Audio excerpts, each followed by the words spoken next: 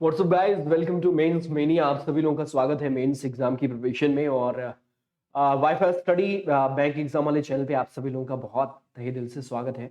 आज की क्लास बहुत इंपॉर्टेंट होने वाली है और आज हम लोग चूंकि पिछली वाली क्लास जो है हमारी वो स्टेटमेंट एंड आर्ग्यूमेंट पे बेस्ड थी, तो आज की क्लास भी स्टेटमेंट आर्ग्यूमेंट पे बेस्ड है। मैं थोड़ा सा जो है वापस मुझे थोड़ी प्रॉब्लम होने लगी, लेकिन कोई बात नहीं है, क्लासेस कंटिन्यू रहेंगी। और आज जो है उसी स्टेटमेंट एंड आर्ग्यूमेंट का जो प्रैक्टिस वाला पार्ट है वो हम लोग करेंगे। हर एक क्वेश्चन के लिए आपके पास 20 सेकंड होंगे। और अगर आपने पिछला वीडियो नहीं देखा है तो मैं आपको सजेस्ट करूंगा कि जरूर से देख लें, क्योंकि पिछला वीडियो देख लेंगे। और सिर्फ वही स्टेटमेंट एंड आर्ग्यूमेंट की बात नहीं करूंगा। प्रॉब्लम कोर्स ऑफ एक्शन हमने डिस्कशन में लाया था और उसका एक वीडियो, दो वीडियोस पड़े हुए हैं। फिर कॉज एंड इफेक्ट के, स्टेटमेंट एंड असम्पशन के, इन सभी टॉपिक्स के, क्योंकि अब आगे जिस जिस पड़ाव पे आप लोग जा रहे हैं that is a second stage. और वो मेंस की स्टेज में आपको इससे रिलेटेड क्वेश्चंस मिलेंगे ही मिलेंगे। तो अभी हम लोग एडवांस लेवल पे भी आएंगे, बिकॉज पीओ की जब बात आती है तो वहां पे लॉजिकल का जो पार्ट बनता है वो थोड़ा सा एडवांस लेवल का बनता है। तो पहले तो बेसिक लेवल के जितने भी जो क्लैरिकल मेंस के हिसाब से, चाहे वो आरआरबी क्लैरिकल हो या फिर आईबीपीएस का क्लर्क हो, उसके हिसाब से ऐसे जो क्वेश्चंस हम लोग कर रहे हैं वैसे बनते हैं। एक बार सारे लॉजिकल के टॉपिक्स हम लोग कवर कर लेंगे, then will move to advance level questions, जो कि कंबाइंड लॉजिकल एक पैसेज आता है और फिर उससे रिलेटेड उसी में एजम्पशन भी रहता है, उसी में कोर्स ऑफ एक्शन भी रहता है, उसी में आर्ग्यूमेंट भी रहता है। सब कुछ जितने भी टाइप के क्वेश्चंस बनते हैं वो सारे के सारे करेंगे।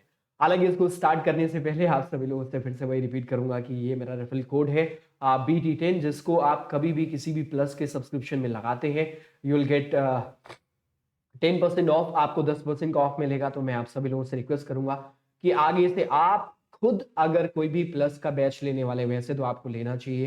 एंड व्हाट आई से 1 ईयर का ले लीजिए, क्योंकि अगले साल का जो पहला सीटी होगा वो भी आपका कवर हो जाएगा और एक प्रॉपर गाइडेंस आपको मिल जाएगी। फिर उसके बाद जो आपके जान पहचान में अगर कोई है बैंक के अलावा, एसएससी, रेलवेज या कोई भी लेने वाला है जिसको आप जानते हैं, प्लस का कोई भी सब्सक्रिप्शन, चाहे वो एकेडमिक से रिलेटेड हो या फिर दूसरे कॉम्पिटेटिव एग्जाम से रिलेटेड हो, तो कोई भी लगा लेगा, उसको 10% का ऑफ मिलेगा। और ये मेरी मदद आप लोग करेंगे, आप लोग 10% बताएंगे लोगों को कि BT10 लगाइए और आपके कहने पे मान भी जाएंगे, 10% ऑफ मिलेगा। बसंत त्रिपाठी नाम से अनअकैडमी जो ऐप है, वो लर्निंग ऐप है, उस पर मैं मिलूंगा आप सभी लोगों को। और मैं आपसे रिक्वेस्ट करूंगा कि अनअकैडमी ऐप पे बैंकिंग सेगमेंट में जाके, बैंक सेगमेंट में बेसिकली वहां पे जाके आप मुझे फॉलो कर लीजिएगा। बसंत त्रिपाठी नाम से सर्च करेंगे तो मैं मिल जाऊंगा आपको, उसे भी फॉलो कर लीजिए, क्योंकि मेरी क्लासेस का जो शेड्यूल है, वो लाइन अप है, वो मैं आपको दिखा दे रहा हूँ। यूट्यूब पे ये जो 6 PM पे चलता है, ये तो एज इट इज चलता रहेगा। Then coming to 9 PM premiere just puzzle, Monday to Friday ये होगा, ठीक है। तो ये जस्ट पजल पे मंडे टू फ्राइडे होता है और डेली में एक एक एक जो है वो पजल जाता है वहां पे प्रीमियर। तो उस जगह पे भी जाके आप देख सकते हैं। अभी हालांकि ये वाला भी प्रीमियर चल रहा है, लेकिन आगे ये भी जो है वो लाइव की तरफ आ जाएगा। तो आप लोग देखिए, जरूर शेयर करिए वीडियो को, लाइक जरूर करिएगा। ये काम, कुछ चीजें ऐसी हैं जो आपको करनी चाहिए। Now coming to 7:30, that is currently that is time of 8 PM, जिसमें IBPS क्लर्क बूस्टर, और 5 PM मेंस मेनिया मैंने स्टार्ट कर दिया है अनअकैडमी ऐप पे, इसीलिए मैं बोल रहा था। आप उस जगह पे मुझे फॉलो जरूर कर लीजिएगा। कुछ हमारे वीडियोस हैं जो ऑलरेडी उस पर रिकॉर्डेड वीडियोस हैं, उन वीडियोस को जाके भी आप लोग एक बार देख लीजिएगा। उसके बाद ही आपको लगे तो ही आप जो है हमको फॉलो करिएगा। कमिंग टू द पॉइंट, अब बात आती है कि जो स्टेटमेंट एंड आर्ग्यूमेंट हम लोगों ने पढ़ा है, उससे रिलेटेड कैसे क्वेश्चंस बनते हैं और उन क्वेश्चंस को कैसे करना होता है, उसके बारे में बात करेंगे। तो आपके सामने मैं एक क्वेश्चन रखूंगा और मैं आपको वही अगेन 20 सेकंड का जो टाइमर होता है वो मैं आपको दूंगा, लेकिन मैं थोड़ा सा टाइम दे रहा हूं कि आप इस क्वेश्चन को पढ़ लीजिए और बीच में मैं आपको कुछ पॉइंट्स बताऊंगा। 1 मिनट।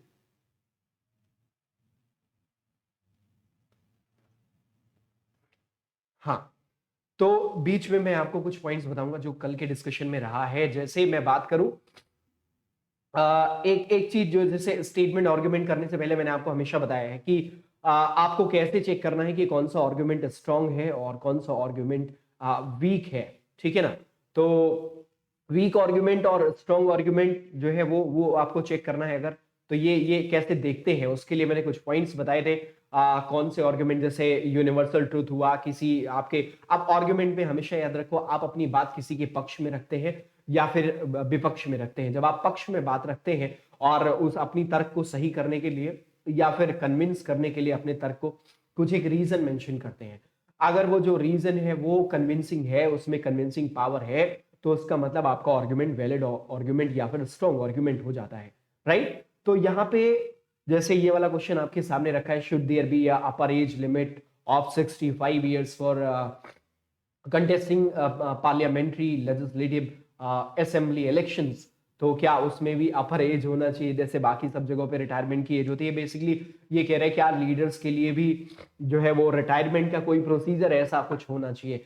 तो अब मैंने आपसे कहा था स्ट्रॉन्ग आर्गुमेंट को लेकर कि अगर यूनिवर्सल ट्रूथ है तो उस कंडीशन में आर्गुमेंट उसका सहारा लिया जाए, मतलब जो रीजन मेंशन किया जाता है उसमें कोई यूनिवर्सल ट्रूथ का सहारा लेकर रिप्रेजेंट किया जाए, या फिर जो है इसके अलावा यूनिवर्सल ट्रूथ के अलावा एनालाइज्ड ट्रूथ का रिप्रेजेंटेशन किया जाए, ऐसे भी किया जाए तो भी उस कंडीशन में जो आर्गुमेंट होता है वो स्ट्रॉन्ग आर्गुमेंट हो जाता है। ऐसे वीक आर्गुमेंट में मैंने कहा था सुपरफ्लुअस हो, मतलब जिसका सर पैर हवा हवाई बातें हो, है ना, अम्बिगुअस हो, जिसके बारे में कुछ पता ही नहीं चल रहा हो कि ये कह क्या रहा है, ठीक है ना। तो ऐसे जो होते हैं वो वीक आर्गुमेंट्स होते हैं। कुछ और पॉइंट्स बताए थे, उसको जाके एक बार जरा जरूर देख लीजिएगा। 20 सेकंड का टाइमर मैं आपके लिए स्टार्ट कर रहा हूँ। I hope with in 20 second right answer. Okay,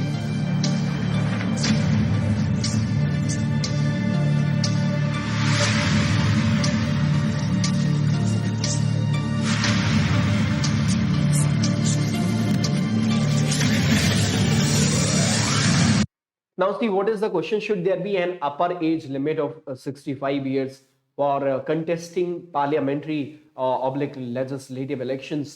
क्या इसमें भी एक अपर एज का जो है वो क्राइटेरिया होना चाहिए? और यहाँ पे जो आर्ग्यूमेंट्स लिखे गए हैं, जैसे पहले आर्ग्यूमेंट की बात करें, इन्होंने कहा यस मतलब फेवर की बात कर रहे हैं, और फेवर में जो बात कर रहे हैं उसमें रीजन इन्होंने क्या कहा है देखिए जरा। Generally people above the age of 65 lose their dynamism and will power।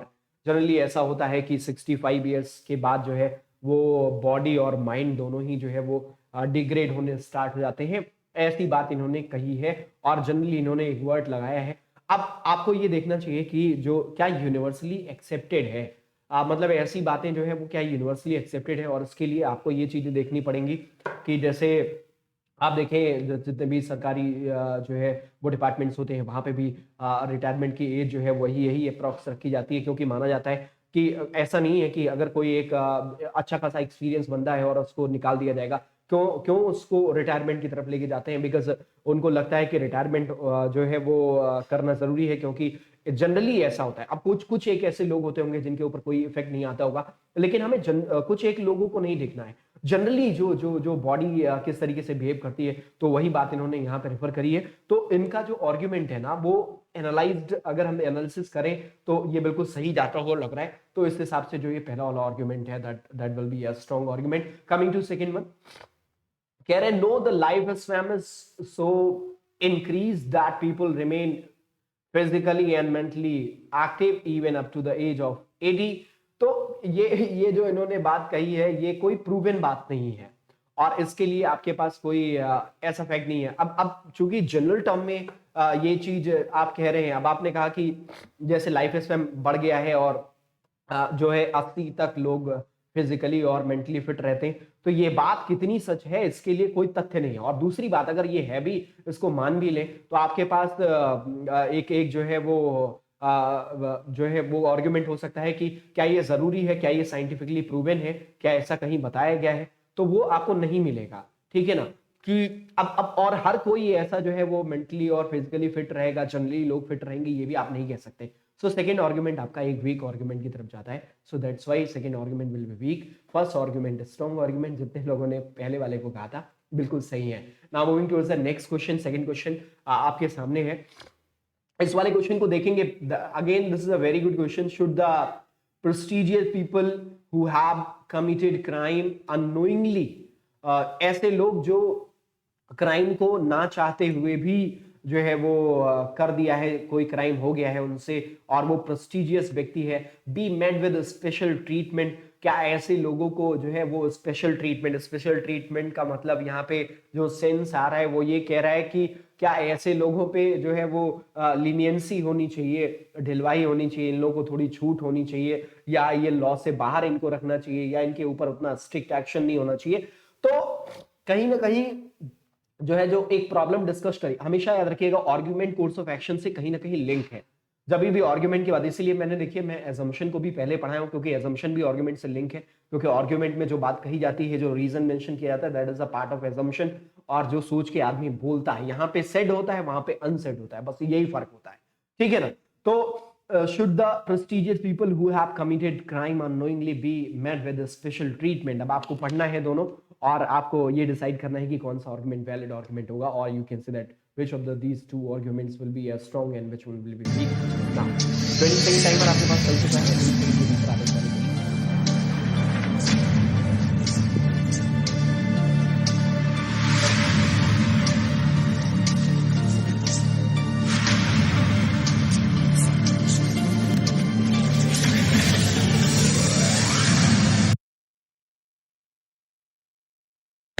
Okay तो अभी इस वाले क्वेश्चन का टाइम खत्म हो गया है, और बहुत सारे लोग कमेंट बॉक्स में आंसर भी कर रहे हैं। तो यहाँ पे क्वेश्चन लिखा हुआ है, should the prestigious people who have committed crime unknowingly be met with a special treatment? Now coming to the first argument, it is saying that yes, the prestigious people do not commit crime intentionally. ये क्या है कि ये आपका एक opinion है, this is your thought, है ना, कि प्रेस्टिजियस लोग जो है वो क्राइम कमिट जो है वो जो है जानबूझकर कोई क्राइम या कोई इस तरीके से काम नहीं करते हैं जो गलत हो। तो ये वाली बात कहना कि the prestigious people do not commit crime intentionally, और फिर ये अगेन वही बात कह रहे हैं, इसलिए उनको जो है कोई भी प्रेस्टिजियस पीपल हो, लोग हो, तो उनको क्या है वो छोड़ देना चाहिए। ऐसा आप नहीं कह सकते हैं, ठीक है ना, ऐसा आप नहीं कह सकते हैं। माइंड कब किसका करप्ट हो जाएगा, किस स्टेज पे जाके करप्ट हो जाएगा, कब वो कैसा क्राइम कर देगा, नोबडी नोज, है ना, कि किसी के दिमाग में क्या चल रहा है।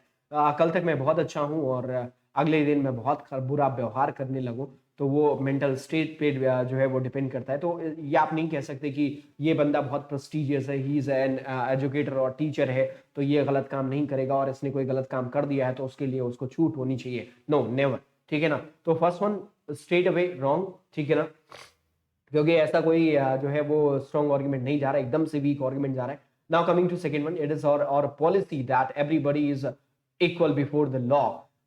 एग्जैक्टली, जब भी किसी कॉन्स्टिट्यूशन या कॉन्स्टिट्यूशनल बॉडी या रूल्स नियम, गवर्नमेंट बॉडी के रूल्स नियम्स, उनका हवाला दिया जाए, उस कंडीशन में आपका आर्गुमेंट हमेशा बहुत स्ट्रॉन्ग आर्गुमेंट हो जाता है। Now coming to this point, it is saying it is our policy, और I can say that it is a rule, नियम है ये, या it is a constitutional rule, मतलब संवैधानिक नियम है, जिसके तहत ये है कि लॉ के सामने कैसे भी क्राइम आपने किया है, and there is a part of investigation, वो सारी चीजें बाद में होती है, लेकिन लॉ जो है वो सबके लिए इक्वल होता है। इसलिए अगर लॉ के दायरे में आता है तो जो भी क्राइम है, क्राइम है, कैसे भी किया गया हो, कैसे भी हुआ हो, और उसके लिए पनिशमेंट होना जरूरी है, जो बनता है, ठीक है ना। तो सेकेंड वाला जो है वो स्ट्रेट अवे राइट हो जाएगा, बिकॉज यहाँ पे रेफरेंस दिया गया, किसका रेफरेंस दिया गया, लॉ का, एनालाइज्ड ट्रुथ जिसे आप कहते हैं। लॉ हमेशा कोई गवर्नमेंट बॉडी बनाती है, कोई गवर्नमेंट बनाती है, कोई ऑर्गेनाइजेशन, मतलब एक कुछ लोग मिलके लॉ बनाए, और फिर उसके बाद उसका इम्प्लीमेंटेशन होता है, और वो पब्लिक वेलफेयर के लिए होता है, समय समय पर उसमें फेरबदल भी होते हैं। तो उसका मतलब ये हुआ कि वो एनालिसिस के बाद ही वो सारे काम होते हैं। आप गाड़ी पे पहले मोटरसाइकिल नहीं हुआ करती थी, तो कोई हेलमेट पहनने का तब तो पेनाल्टी नहीं था, जब वो आया होगा तभी समस्या आई, और फिर उसके बाद नियम बनाए गए। तो नियम से ऐसे ही बनते हैं, और वो उसका पालन होना जरूरी है। अगर कोई रेफरेंस है तो वो हमेशा सही होगा। Now coming to the third question, should the railway in India be privatized in the phase manner like other public sector enterprises? और ये बहुत बर्निंग इशू है अभी, और आप लोगों के बीच में भी बहुत बर्निंग इशू है कि यहाँ पे क्वेश्चन दिया गया, should the railway in India be privatized in a phase manner like other public sector enterprises? क्या बाकी पब्लिक सेक्टर एंटरप्राइजेस की जगह तरह ही इसको भी जो है, रेलवे को भी फेज मैनर में जो है वो प्राइवेटाइज करना चाहिए। अब आते हैं इसके आर्ग्यूमेंट की तरफ, लेकिन उसके पहले मैं आर्ग्यूमेंट पढ़ूं और इसका एक्सप्लेनेशन करूं। आपके लिए 20 सेकंड का टाइम है, और विद इन 20 सेकंड आप आंसर करेंगे। Very good.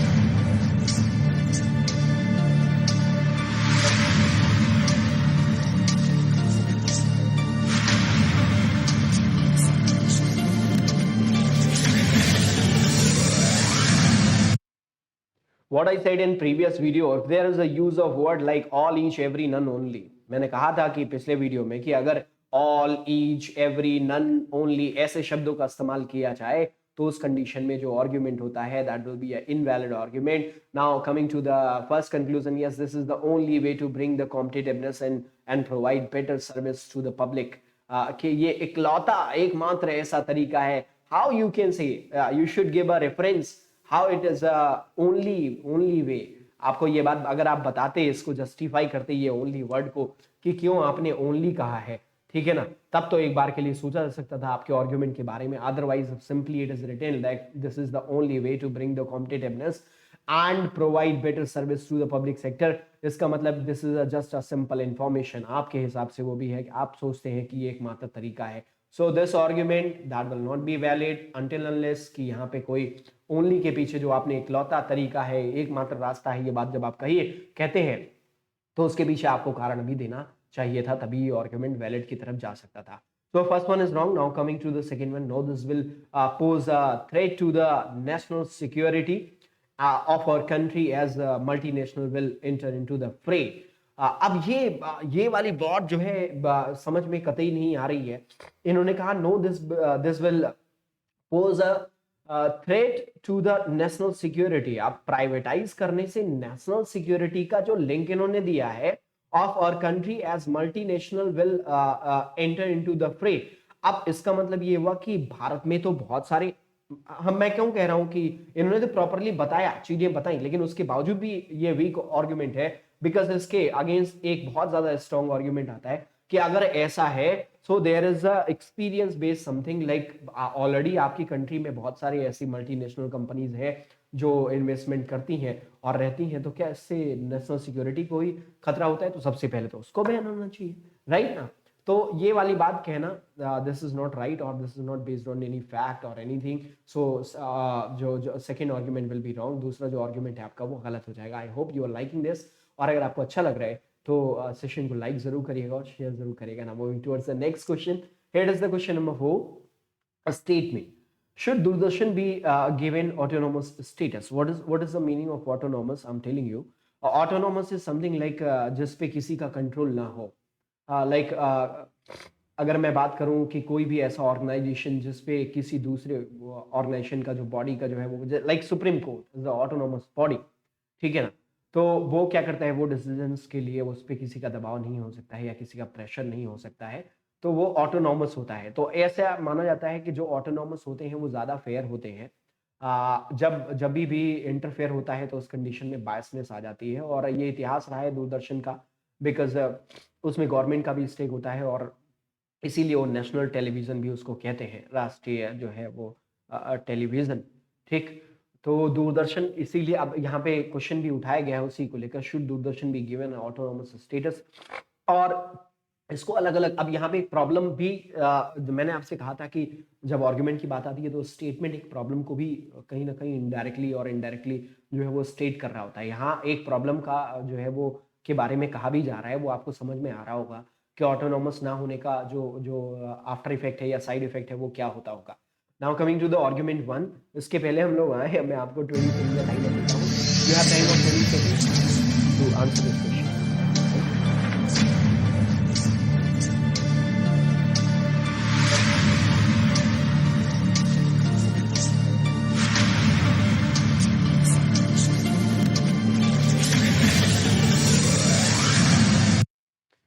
Now coming to the first one. अभी हम लोग डिस्कशन के पार्ट पे आते हैं. आप लोगों ने आंसर कर दिया, लेट्स चेक कि किसका आंसर सही है. Now coming to first. Yes, it will help Doordarshan to have fair and impartial coverage of all important events. Uh, at a certain extent, it is quite right. हाँ, बताओ.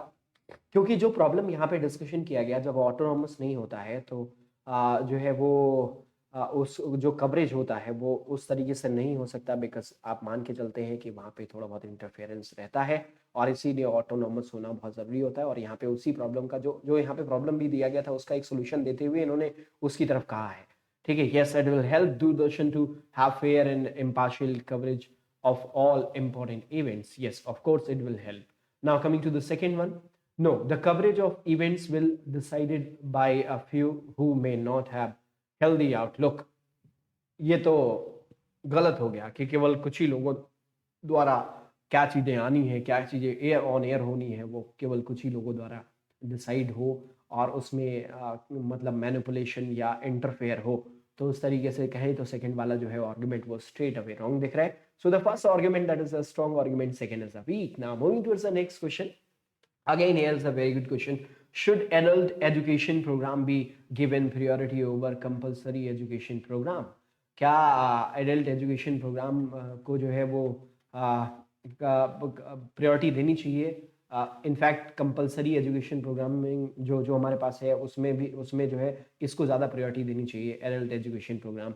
और ये बहुत debate का मैटर है। जिस तरीके की चीज़ें समाज में जितनी वाहियात और गंदी चीज़ें होती हैं वो हमारे सराउंडिंग्स में, और उन सब के पीछे कहीं ना कहीं ये बहुत बड़ा रीज़न है। इनफैक्ट आप सभी लोग जब आगे अपनी ऑफर स्प्रिंग्स आपकी आएंगी तो ये सजेशन है, चूंकि because you people are youth, और आज भी हम लोगों के पेरेंट्स जब हम लोगों से ऐसी कोई बात करते हैं we feel like we are shy, और ऐसी कंडीशन में हम लोग को थोड़ा सा हेजिटेशन होता है। बट जब आप सुनना शुरू करेंगे, और अगर आप बहुत लकी हैं अगर आपके पेरेंट्स में से आप में से कोई ऐसा है जिसके पेरेंट्स जो है इन सब चीज़ों पे बात करना चाहते हैं या कभी किया होगा या कुछ समझा देते हैं इन सब चीज़ों को लेकर, and in fact I am lucky in that case. और मुझे लगता है कि ये आपको जो है वो आगे, और इससे कतई ये नहीं, बस समस्या ये है कि हमारी जो सोसाइटी है, सोसाइटी के जहन में सिर्फ ये चीज़ है कि ऐसी बातें करना ये गंदी बातें हैं। गंदे काम, ये कृत्य करना गंदा नहीं है। तो वो उसकी निंदा करने के लिए कोई नहीं खड़ा हो रहा है, चाहे आप पॉलिटिशियंस को ले लीजिए, किसी को ले लीजिए, कुछ भी हो रहा है। और या फिर अब जब चीजें जो है जब आपके ऊपर होती हैं तब आपको वो बुरा लगता है, जब किसी और के साथ होती हैं तब आप उसको देखते हैं, सुनते हैं, आप देखिए आप खुद भी कई बार करते हैं, मतलब मैं आपको कह रहा हूँ, मतलब ये जनरल पब्लिक के लिए कह रहा हूँ, जनरल पब्लिक खुद इन चीजों में इन्वॉल्व होती है। जब उसके घर में या आसपास में, पड़ोस में, रिलेटिव्स में ऐसी चीजें होती हैं जिससे वो लिंक होता है, तो उस कंडीशन में बुरा लगना स्टार्ट हो जाता है ना? तो ये सब चीज़ें ख़त्म करने के लिए जितनी भी मिसहैपनिंग है या रॉन्ग एक्टिविटीज़ जिसको बहुत निंदा की जाए तो कम है, बिल्कुल अननेचुरल है। तो ऐसी चीज़ें जो होती हैं ना, इन सब चीज़ों को अवॉइड करने का एकमात्र तरीका है कि स्टार्टिंग से ही इस एजुकेशन के बारे में, मतलब इसके बारे में बात की जाए आप एडल्ट से, और पेरेंट्स का ये सबसे बड़ा काम हो सकता है। और दूसरा जो है वो अगर आपके सिलेबस में ये चीज़ें इंक्लूड करी जाएँ, या फिर स्कूल कॉलेजेस जहाँ से आप प्राइमरी एजुकेशन लेते हैं, या फिर आप दूसरे लेवल पे नेक्स्ट स्टेज पे जहाँ से ज़रूरत है लेते हैं, उन सब जगहों पे अगर ये चीज़ें बताई जाएँ तो उससे अच्छा कुछ भी नहीं हो सकता। और ये समय की ज़रूरत है, जिन चीज़ों को हम लोग देख रहे हैं आज के समय में, मुझे तो लगता है कि ये बहुत नेसेसरी हो गया है। और जैसे रिफॉर्म्स दूसरी चीज़ों में करे जा रहे हैं, वैसे ये भी एक बहुत बड़ा रिफॉर्म होना बेहद ज़रूरी हो गया है। Now coming to the question, should adult education program be given priority over compulsory education program? अब बात ये है कि हमको क्या सही लगता है वो नहीं सोचना है। जो जिसने भी तर्क दिया है, हो सकता है कि कोई इसके अगेंस्ट एक ऐसा तर्क दे दे जो हमें लगे कि हाँ चलो तुम्हारी बात सही है, लेकिन अभी ज़रूरत है। कई बार ऐसा होता है कि जो हकीकत में सच भी होता है, लोग गलत चीज़ को भी बहुत स्ट्रांगली, आप देखते होंगे लॉ कैसे जो है वो लॉ को लोग मैनिपुलेट कर पाते हैं, क्योंकि सही चीज़ को भी प्रेज़ेंट करने का एक तरीका है। ऐसे आर्गुमेंट करते हैं तो वकील लोग कैसे खूब सारा पैसा कमाते हैं, और वो बड़े-बड़े ऐसे केसेस जिसमें विक्टिम्स को ही जो है वो गलत साबित कर देते हैं। ऐसा होता है, क्यों? क्योंकि वो आर्ग्यूमेंट्स होते हैं। तो आर्ग्यूमेंट्स कभी भी जो है वो आपको जज नहीं करना है। You can never be a judgmental, like ये आर्ग्यूमेंट मतलब हमें तो नहीं लग रहा है ये कोई सही बात कर रहा है। अब जैसे यहाँ पे पहला वाला आर्ग्यूमेंट उसने कह दिया ना, ऐसा एजुकेशन नहीं दिया जाना चाहिए। तो इसका मतलब ये नहीं कि उसकी पूरी बात सुननी है, वो कितना कन्विंसिंग है ये जज करने के बाद ही हम डिसाइड करेंगे, ठीक है? So coming to the first one, no, it will also help. अब देखो यहाँ पे तो बहुत उल्टी बातें करी गई है। एक तो कह रहा है नो, और दूसरा इस नो कहने के और इसके फेवर में कह रहा है। यहाँ पे यस होना चाहिए, it will also help in success of compulsory education programme.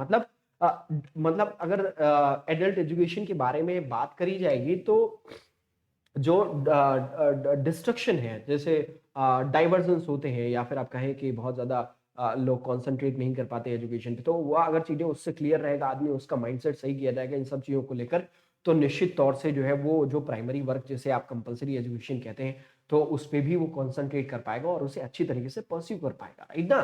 तो यहाँ पे एड विल हेल्प, तो ये तो बात तो इसने बहुत पते की करी, लेकिन आगे इसने नो लगा दिया, that's why first argument will be wrong argument. So अब ये argument, now coming to the second one, ये विरोधाभास है यहाँ पे, इन दोनों चीजों में विरोधाभास समझ रहे होंगे आप। Yes, it will help to eliminate the adult illiteracy, of course, बिल्कुल स्ट्रेट अवे ये एडल्ट इलिटरेसी जो है वो उसको दूर भगाएगा, बिल्कुल सही बात कह रहे हैं कि एडल्ट इलिटरेसी जो है वो कम होगी इससे, of course that is right. Now moving to the next one, और इसके लिए मैंने आपको टाइमर नहीं दिया, oh sorry. Now coming to next question, और इस वाले क्वेश्चन के लिए मैं आपको टाइमर दूंगा। पहले मैं क्वेश्चन को पढ़ देता हूँ। Should government close down loss making public sector enterprises, क्या गवर्नमेंट को पब्लिक सेक्टर इंटरप्राइजेस को जो लॉस में है उनको बंद कर देना चाहिए? तो अब यहाँ पे देखें तो कहीं ना कहीं एक प्रॉब्लम का भी डिस्कशन है, अब वो प्रॉब्लम भी समझना चाहिए, मतलब आपको सिर्फ स्टेटमेंट को ऐसे नहीं पढ़ना है कि प्रॉब्लम क्या है, उसको भी समझना है, तो आप सोल्यूशन वाली चीजों को ज्यादा बेहतर जज कर पाएंगे। I am getting my point. तो should government close down loss making public sector enterprises का मतलब, अब वैसे तो देखें, अगर जो चीज लॉस में जा रही है या तो उसको रिवाइव किया जाए, ठीक है ना, उसको उसका जीर्णोद्धार किया जाए, या फिर उसको बंद किया जाए, दो ही ऑप्शन हैं, तो दोनों हो सकते हैं। अब क्या बात हो सकती है, अब इस पे आते हैं कॉन्सिक्वेंसेस, बंद करने के कॉन्सिक्वेंसेस है, बंद करने के, अगर आप ऐसी चीजों को बंद कर देते तो उसके कॉन्सिक्वेंसेस क्या है कि बहुत सारे लोगों का लाइवलीहुड चला जाएगा, जो उसमें ऑलरेडी काम कर रहे हैं, उनका उनकी रोजी रोटी चली जाएगी, है ना? तो ऐसा सोचेंगे। अब आर्ग्यूमेंट पे आते हैं, तो इसीलिए मैं कहता हूँ प्रॉब्लम को जरूर यहाँ पे जज करिए, और जब प्रॉब्लम जज करेंगे तो आपका जो दायरा हो जाएगा सोच का वो ज्यादा बेहतर हो जाएगा। So no, all employ will lose their jobs, बिल्कुल सही बात इन्होंने कही है। Security and earnings, what would they do, वो क्या करेंगे, उन्होंने सवाल भी उठाया है उसी में, मतलब अपने आर्ग्यूमेंट में ही उन्होंने क्वेश्चन जो है वो उठाया, रेज किया है, और वो बिल्कुल वैलिड जा रहा है। So the first argument that is the right strong argument दिख रहा है। Coming to second one, yes, in a competitive world the rule is survival of the fittest, it is out of the box, or you can say that this is a what we can say कि एक ऐसा argument है जो superfluous है, जिसका कोई मतलब नहीं है। और पिछले वाले वीडियो में मैंने एक बात बताई भी थी कि जो है जैसे क्या बोला गया कि क्या पेरेंट्स को अपने बच्चों को नहीं, ऐसा बोला गया कि देश में लोग ओबेसिटी का शिकार बहुत ज्यादा, मतलब मोटापे का शिकार बहुत ज्यादा हो रहे हैं, और ऐसे में क्या पेरेंट्स को अपने या गवर्नमेंट को फास्ट फूड पे बैन लगा देना चाहिए, या इस तरीके की चीजें करनी चाहिए, और वहां पे एक आर्गुमेंट दिया था, क्या होना चाहिए उससे मतलब नहीं है। अब यहाँ पे आर्गुमेंट सुनना ध्यान से। आर्गुमेंट कहा गया कि one should eat drink freely because one day have to die, ठीक है? तो एक आदमी को खाना पीना चाहिए खूब जम के, क्योंकि मरना तो सबको है, आज नहीं तो कल। तो ये कोई मतलब, ऐसे आर्ग्यूमेंट्स को हम लोग देखते हैं जब अभी दोस्त लोग के बीच में आप लोग होते हैं, आपने देखा होगा कि जब बातें चल रही थी, अबे कुछ भी हवा में बातें ऐसा बोलते हैं ना जनरल में। तो जो हवा में जब आप बातें बोलते हो ना, कि आप हवा में कुछ भी बोलोगे, ऐसा जब आप रिएक्ट करते हैं, इसका मतलब आप अगले वाले का जो आर्ग्यूमेंट है वो बहुत सुपरफ्लुअस टाइप का है, जिसका सर पैर नहीं है, हवा हवाई बातें, और आपने उसको सीरियस से रिजेक्ट कर दिया। तो सर्वाइवल ऑफ द फिटेस्ट, ये बेसिकली नेचर से रिलेटेड है, और नेचर से रिलेटेड है। यहाँ पे जो जिस कॉन्टेक्स्ट में बात करी गई है वो कॉन्टेक्स्ट थोड़ा सा अलग है इससे हटके। सर्वाइवल ऑफ द फिटेस्ट ठीक है, ठीक है, लेकिन जब सर्वाइवल, अब जब ये गवर्नमेंट की एंटिटी है, तो यहाँ पे गवर्नमेंट की बॉडी है, या जो पब्लिक सेक्टर इंटरप्राइजेस हैं, इन एंटरप्राइजेस को गवर्नमेंट को बंद करने की बात जब आएगी, तो यहाँ पे इसके कॉन्सिक्वेंसेस भी बहुत ज्यादा होंगे। मान लो ये सर्वाइवल ऑफ द फिटेस्ट, तो इसका मतलब ये होता है कि जब आप सर्वाइवल ऑफ द फिटेस्ट की बात कर रहे हो, तब आप प्राइवेटाइजेशन की तरफ बात करने लगते हैं। मतलब आप किसी बॉडी को फ्री कर दें एकदम से, और बोल दें कि आप फ्री हैं, आज़ाद हैं, अपने हिसाब से चीज़ों को डील करिए, गवर्नमेंट का उसमें कोई रोल नहीं है। तो उस कंडीशन में वो एक ऐसी बॉडी हो जाती है जो जो फ्री होती है, और फिर उसको मार्केट में, जैसे एक क्वेश्चन मैंने कराया था स्टेटमेंट एजम्पशन में, या आर्ग्यूमेंट में शायद कराया था, कि क्या पेट्रोल और इन सब पे सब्सिडीज को हटा देना चाहिए। तो सब्सिडीज हटा देना चाहिए, एक ऐसी बात थी, बिल्कुल सही हो सकता था, क्योंकि पब्लिक का जो जो गवर्नमेंट का पैसा है वो उसमें इन्वेस्ट हो रहा है और क्या होना चाहिए उसके, कुछ भी हो सकता है, हट सकता है, नहीं हट सकता है, क्या उसके कॉन्सिक्वेंसेज होंगे, वो अलग चीज, हमें समस्या को समझने की जरूरत होगी उस कंडीशन में, ठीक है ना। तो वहां पे जो आर्ग्यूमेंट दिया हुआ था, वो आर्ग्यूमेंट दिया हुआ था कि अगर ऐसा हटा देंगे तो ये कर देना चाहिए, क्योंकि हटा देने के बाद बहुत कॉम्पिटिटिवनेस हो जाएगा और फिर वो कॉम्पिटिटिव प्राइस पे जो है वो उसको बेचना इजी हो जाएगा, एक प्रोस्पेक्टिव उन्होंने अपना दिया था। तो ऐसी बात है, तो वहां पे मतलब वो आ जाता है कि सेल्फ ड्रिवन वाली जब बात आती है तो सर्वाइवल ऑफ द फिटेस्ट की बात आती है, जिसपे किसी का रोल ना हो और पब्लिक मतलब गवर्नमेंट का कोई उसमें हाथ ना हो, क्योंकि गवर्नमेंट को जो भी काम करने हैं ये सारे पब्लिक वेलफेयर को ध्यान में रखते हुए करने हैं, कभी भी वो ऐसे स्टेप नहीं ले सकते जिसमें पब्लिक का सोचे ही ना, क्योंकि by the people for the people ऐसे करके ही तो बोला जाता है। तो अब वो चीजें ध्यान रखनी बहुत जरूरी है। आगे बढ़ते हैं नेक्स्ट क्वेश्चन की तरफ। इस वाले में मैंने टाइमर नहीं दिया है, शिट। चलो नेक्स्ट वाला क्वेश्चन आपके सामने है, should government job in rural areas have more incentives? क्या जो जैसे अभी बहुत सारे लोग कहते भी हैं, मुंबई गए तो मुंबई में जो है सीटीसी अलग बनता है, ज्यादा होता है, अलग दूसरी जगह पे अलग होता है, बेंगलोर में अलग है, दिल्ली में अलग है, लखनऊ में अलग है, कानपुर में अलग है, कोलकाता में अलग है, सभी का अलग है। तो और फिर जब भी बात आती है अभी पोस्टिंग को लेकर भी, जब आप लोग बैंक में जाएंगे तो, और मैं उम्मीद करता हूँ आप लोग जरूर जाएंगे, जब आप बैंक में जाएंगे तो आप देखेंगे कि आपको अगर कहीं रूरल दिया जाएगा तो आपको भी लगेगा नहीं यहाँ पे यार। तो मैं जो ये बात बता रहा था इसमें बस मैं एक समझाने की कोशिश कर रहा हूँ, ये वाली जो बात उठाई गई है तो किसी समस्या को ध्यान में रखते ही उठाई गई होगी, ठीक है ना। अब अगर आप उसकी एनालिसिस अच्छे तरीके से कर लेते हैं तो जब आप आर्ग्यूमेंट के पार्ट्स पे आएंगे तो आपको उसको डील करना ज्यादा बेहतर और इजी पड़ेगा।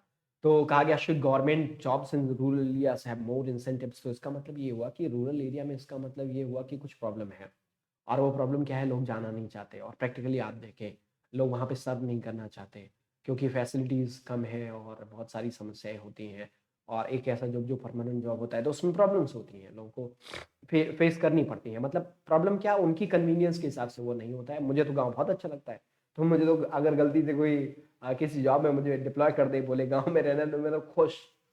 भाई साहब चौड़े से नौकरी करो, सुबह उठो, ठंडा ठंडा पानी वहाँ का निकलता है हैंडपंप से, या फिर आप बोरवेल लगा लें तो बोरवेल से बढ़िया मस्त नहाए, खुली हवा में, शुद्ध हवा में एंजॉय करें, क्योंकि वहाँ से अच्छा क्लाइमेट। और अभी समय देखो कैसा चल रहा है, कुछ समय में मैं 20 सेकंड का टाइमर भी आपको लगे आते थे, भूल जाए। तो अभी टाइम कैसे चल रहा है आपने देखा होगा कि ऐसा समय आ रहा है जिसमें हवा खरीदना हम लोग स्टार्ट कर रहे हैं, और इनका खरीद भी नहीं, अगर इंडायरेक्टली देखें तो कौन नहीं खरीद रहा है, और बहुत सारे लोग शहरों में हवा जो है वो खरीदना शुरू कर, पानी खरीदना पड़ रहा है, बिजली खरीदना पड़ रहा है, लाइट खरीदना पड़ रहा है। हवा तो जो पांचों तत्व है प्रकृति के, हमें लग रहा है वो सारी चीजें कहीं ऐसा ना हो जाए कि वो खरीदना पड़ जाए। तो और वो गांव में नहीं है अभी, और वहां आया भी तो बहुत लेट से आएगा, तब तक जो है धरती का जो है वो स्थिति ऐसी हो चुकी होगी कि आइस एज की तरफ हम लोग बढ़ चुके होंगे। तो वहां पे मस्त मजा आता है, मैं वहां पे ठंडे पानी में हवा, देखो यहाँ हवा कैसे खरीदते हैं, आप देखा होगा एयर प्यूरिफायर। अब भाई 25,000 लगाना मतलब आप हवा ही तो खरीद रहे हो, उसके फिल्टर बदलना मतलब आपने हवा ही तो खरीदा, एक शुद्ध हवा खरीदने की कोशिश आपने करी है अगर आप एयर फिल्टर्स लेते हैं। अगले 5 to 10 years में मेरे को लगता है ऐसा कि जिस तरीके से स्थिति बन रही है, और सबको सोचना पड़ेगा भाई, जो नहीं खरीद सकता हवा वो गाँव भागेगा, वहां शुद्ध हवा नेचुरल हवा मिलेगी, है ना। फिर वहां पोल्यूशन, और ये साइकिल है, चलता रहता है, इसके बारे में कभी बात करेंगे। ओके, तो इस वाले क्वेश्चन का जो आप लोगों ने आंसर किया है, चलते हैं। पहला लिखा भैया incentives are essential for attracting, ये अगर आप प्रॉब्लम सोचते ना यहाँ पे, अगर आप प्रॉब्लम सोचते तो आप इस बात को समझ जाते कि ये जो इन्होंने रीजन मेंशन किया that is a valid reason, and so this argument is a valid argument. ये incentive are essential for attracting government servants there, ठीक है। Coming to second one, no rural areas are already cheaper. अब यहाँ पे problem, अगर आप problem की तरफ देखते, healthier and less complex than big cities, so offer extra entrance incentives। अब यहाँ पे अगर आप ये समझ जाते कि ये एक्स्ट्रा इंसेंटिव वाली डिबेट लाई क्यों गई, अगर ये आप ये समझ जाते तो इस आर्ग्यूमेंट को आप इनवैलिड कर देते फौरन से। तो मैं जो आपको समझाने की कोशिश कर रहा हूँ, आई होप मैं मतलब उस तरीके से पहुंचा पा रहा हूँ आप तो आपकी एक्यूरेसी बढ़ जाएगी, डिफॉल्ट एक्यूरेसी आपकी बढ़ जाएगी। और इसीलिए मैंने प्रॉब्लम कोर्स ऑफ एक्शन इसके पहले, मैं नहीं तो सीक्वेंस क्या होता था हम लोग का, एजम्पशन पढ़ाते फिर उसके बाद आर्गुमेंट पढ़ाते थे, फिर बाकी सारे जो है वो ऐसे आते थे। तो मैंने वो पहले किया है, इसी सब चीज़ों को ध्यान में रखते हुए। अगर नहीं देखा है तो वीडियोस जाके देख जरूर लेना। अब अगले क्वेश्चन की तरफ आ गए। Should there be a cap on maximum number of contestants for parliamentary election in any constituency? क्या कितने लोग जो है वो इलेक्शन में पार्टिसिपेट, जैसे अभी ये मैं किस बात पे ये क्वेश्चन रखते हुए मुझे अच्छा भी लग रहा था। मैं पहले पोल देता हूँ, वो टाइम देता हूँ, फिर आप मुझे लग रहा था कि देखो ऐसा होता है कि अभी अपने लोगों की जब वैकेंसी आती है जॉब की, तो अगर गवर्नमेंट भी करती है, पॉलिटिकल पार्टी कहीं ना कहीं इन्वॉल्वमेंट है, गवर्नमेंट आपको बोल रहे थे जो कि इलेक्टेड है वो लोग भी तो क्या करते हैं, अपने लोगों को वैकेंसी देते हैं। 8,000 पोस्ट खाली है, इतने लोग ही उसमें अप्लाई कर सकते हैं, इतने लोग ही जा सकते हैं, तो भाई आपके लिए भी वही होना चाहिए, है ना? तो यहाँ पे वही कहा गया, should there be a cap on maximum number of contestant. नहीं, मैं एक मजे की बात कर रहा था, उसको उस तरीके से मत लेना, नहीं तो इम्पैक्ट आ जाएगा इस पे। ठीक है, maximum number of contestant for parliamentary election in any constituency. यहाँ पे पहला दिया गया, yes this will make the parliamentary election more meaningful as the voters can make a considered judgement for casting their vote. ठीक है, अब इसको जरा ध्यान से पढ़ना पड़ेगा। This will make the parliamentary election more meaningful. ठीक है, और इस बात को बताने के लिए इन्होंने एक रीजन दिया है, as the voters can make a considered judgement for casting their vote. मेरा सवाल यहां पे काउंटर है, नंबर ऑफ कंटेस्टेंट कम या ज्यादा होने से जजमेंट पे क्या कोई फर्क पड़ेगा? ना, कई सारी चीजों में तो ये सही जाता है, कई सारी चीजों में गलत जाता है। आप कहते हैं ज्यादा ऑप्शन दिखाओ, है ना? आप जाते हैं किसी जगह पे कोई मर्चेंडाइज खरीदने के लिए, तो आप क्या कहते हैं, ज्यादा आइटम दिखाइए, ये निकालिए, वो निकालिए, वो निकालिए, खूब चॉइसेस चाहिए आपको।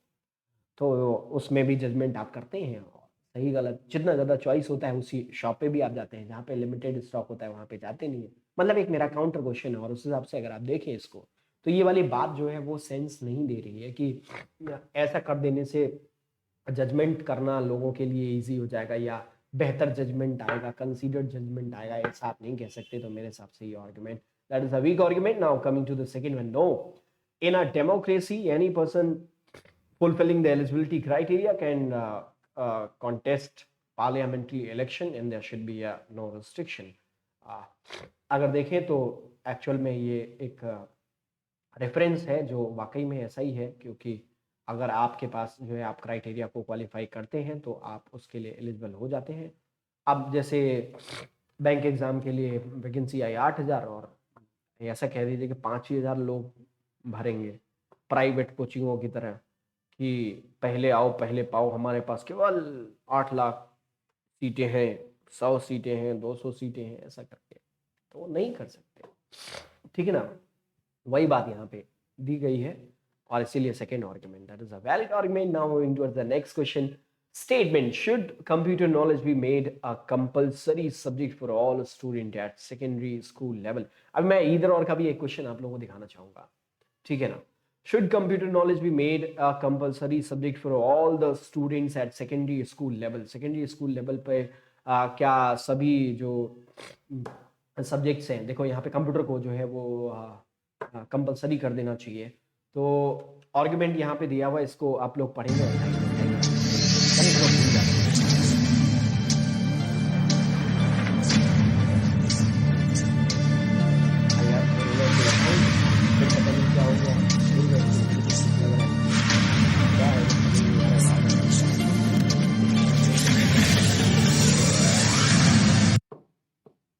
should computer knowledge be made a compulsory subject for all the students at secondary school level?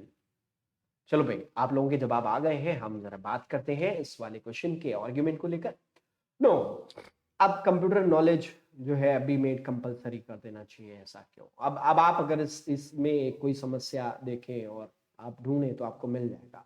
यहाँ पे लिखा हुआ no our need is bread, बिल्कुल hypothetical for everyone, we can not follow western model. Why why why why ये तो बिल्कुल illogical, उसको बोला अरे भाई जो सही है, जो करना जरूरी है वो फॉलो होना चाहिए। There is a case of copy जिसको कहते हैं।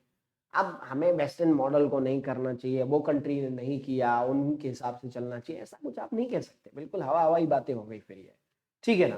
तो ये कहना कि हमें सिर्फ रोटी से मतलब है और हमें वेस्टर्न मॉडल को हम फॉलो नहीं कर सकते, हमें नहीं करना चाहिए, तो ये तो बिल्कुल इलॉजिकल, जिसका कोई मतलब नहीं है। क्या मतलब कैसी बातें कर रहे हो, ये वाली बात हो गई। तो पहला वाला आर्ग्यूमेंट रॉन्ग हो गया। Second, yes we can not compete in the international market without equipping our children with computers. That is correct. अगर हमारे बच्चों को कंप्यूटर नहीं आएगा तो इंटरनेशनल मार्केट में सर्वाइवल के लिए मुश्किल हो जाएगा, और कंट्री की ग्रोथ, उनकी इंडिविजुअल ग्रोथ, हर तरीके से वो इम्पैक्ट। बिल्कुल सही बात है। और ये जो है एनालाइज ट्रूथ या यूनिवर्सली एक्सेप्टेड चीज हो सकती है। किसी से भी आप बोलेंगे तो शायद वो एक्सेप्ट कर लेगा उस चीज को, है ना। मतलब कोई ऐसी चीज जो लार्ज स्केल पे एक्सेप्ट हो उसे यूनिवर्सली एक्सेप्टेड क्या देते हैं, ठीक है ना। ओके, सो अगला वाला सवाल आपके सामने है। Should India engage into a dialogue with neighbouring countries to stop cross border terrorism? क्या क्रॉस बॉर्डर टेररिज्म के लिए इंडिया को अपनी, अभी जैसा प्रॉब्लम चली रही है आपको पता ही होगा चाइना को लेकर, और जो भी अपनी नेबरिंग कंट्रीज हैं उसमें से कुछ कंट्रीज ऐसी हैं like Pakistan and China, basically हम लोगों को थ्रेट अभी वहीं से आ रहा है और जो प्रॉब्लम्स आ रही हैं। तो यहाँ पे कहा should India engage into a dialogue with neighbouring countries to stop cross border tension? क्या ऐसा करना चाहिए? Yes, this is the best way to reduce the cross border terrorism and stop loss of innocent lives. बिल्कुल सही है, किसी से बोलेंगे तो यही बोलेगा। और ये जो है वो अगर आप देखें तो जब मैं आपसे कहता हूँ कि प्रॉब्लम आइडेंटिफाई करें, और प्रॉब्लम जब आपको पता चल जाती है तो पहला जो कोर्स ऑफ एक्शन होता है, जो सबसे ज़्यादा स्ट्रॉन्ग कोर्स ऑफ एक्शन होता है, वो यही होता है। और ऐसा एक क्वेश्चन मैंने कराया भी था कि सबसे पहले बातचीत से मसला हल करना चाहिए, क्योंकि अगर आप वॉर की तरफ जाते हैं तो उसके कॉन्सिक्वेंसेज ऐसे डेंजरस हो सकते हैं जो आपको और लॉस में पहुंचा सकते हैं। तो उसका मतलब वो फिर तो प्राइमरी एक्शन आपका नहीं हो सकता है। तो ऐसा कोई एक्शन, तो इस तरीके का जो एक्शन लिखा हुआ है वो बिल्कुल सही, वैलिड है। उन्होंने रीजन वही कहा है, this is the best way to reduce the cross border terrorism and stop loss of innocent lives. Yes, it is correct. So first one is right. Strong argument. Now coming to the second, no neighboring countries cannot be relied upon the such matters. Neighboring countries cannot be relied upon the such matters. मतलब पड़ोसी देशों पे इन सब मामलों में भरोसा नहीं किया जा सकता ना, ये नहीं कह सकते आप, नहीं किया जा सकता। It is your thought. ये ऐसा लग रहा है कि किसी टीवी चैनल के डिबेट में एक पार्टी का जो नेता है वो दूसरे पार्टी के नेता को कह रहा है कि हम ऐसा नहीं करना चाहिए, या पर्सनल खुन्नस और इन सब चीजों को लेकर अपनी बात जिताने के लिए ऐसी कोशिश करी जा रही है। ये बात कहना कि neighbouring countries can not rely in such matter, they may still engage in subversive activities, और ये वाली बात कहना गलत हो जाएगा। आप ऐसे नहीं कह सकते कि बातचीत के बावजूद भी ये समस्या बनी रहेगी, पहले से नहीं कह सकते। आपको एक अप्रोच करनी चाहिए उसके बाद ही, है ना। तो पहला वाला बिल्कुल सही है, ये तो आपने माइंड मेकअप बना लिया। दूसरा आपका एक खुद का विचार है, माइंड मेकअप टाइप का दिख रहा है ना, खुद का पर्सनल ओपिनियन टाइप का दिख रहा है। So second one is wrong. Now moving towards the, this is the last question. Okay, so आज के लिए बस इतना ही। और ये मेरा रेफरल कोड है, that is BT10। Again will be meeting tomorrow at 6 PM, ठीक है, इसी टाइम पे। और फिर से मैं इस लॉजिकल के ही पार्ट को अभी लेके चल रहा हूँ, फिर मैं लाइव भी आऊँगा। तो बसंत त्रिपाठी नाम से एजुकेटर ऐप पे जा, मतलब लर्निंग ऐप पे जाके अनअकैडमी के आप मुझे फॉलो जरूर कर लीजिएगा। BT10 is my referral code when ever any one of you purchase any plus subscription, and I prefer you कि 1 ईयर का सब्सक्रिप्शन आपको ले लेना चाहिए। और कुछ प्राइस हाइक वगैरह के लिए भी बात चल रही है, तो ये सब चीज़ों को ध्यान में रखते हुए आप सभी लोगों को जितनी जल्दी हो सके ले लीजिए। आगे पूरा 1 साल कवर हो जाएगा, अगला साल का CT वगैरह भी आपका इसी एग्जाम में कवर हो जाएगा, प्री मेन सब कुछ आ जाएगा उसी में, है ना। और मल्टीपल एजुकेटर्स को आप एक्सेस कर सकते हैं, कोई ज़रूरी नहीं है कि सिर्फ मुझे से पढ़ना है, नहीं, किसी जिससे आपको अच्छा लग जाए, जिससे आपको समझ में आए, उन सभी से आप पढ़ सकते हैं ना। अब आते हैं मेरे शेड्यूल की तरफ। 6 PM live wifi study bank exam, ये लाइव अभी तो फिलहाल नहीं है, प्रीमियर्ड है, और ये प्रीमियर अभी होता रहेगा, जिसमें मुझे लगता है कि ऐसे वीडियोस में मैं ज़्यादा अच्छी तरीके से चीज़ों को डिलीवर कर पाता हूँ, है ना। लाइव में भी होता है, पर लाइव में बाद में देखने वालों के लिए थोड़ा सा ऐसा होता है कि वो एक क्रिस्प चाहिए होता है जिसमें टाइम वेस्ट ना हो, तो उनके लिए थोड़ा सा प्रॉब्लम होता है। अदरवाइज बाकी सब सही है, लाइव भी आएंगे, don't worry. 9 PM premiere just puzzle, ये मंडे टू फ्राइडे डेली होता है और मिलेगा, आज भी आपको मिलेगा। तो आज के लिए बस इतना ही। इसके अलावा हाँ, ये अनअकैडमी ऐप पे फॉलो करने के लिए क्यों बोल रहा था, ये 8 बज गया है, 8 PM हो गया है, ठीक है। लाइव IPS क्लर्क बूस्ट है, ये मिलूंगा आज शाम को 8 बजे, ठीक है। और 5 PM लाइव मेंस मेनिया चल रहा है मंडे टू फ्राइडे, ठीक है। आज के लिए बस इतना ही। Thank you so much watching this video, all the best, bye bye and take care, thank you.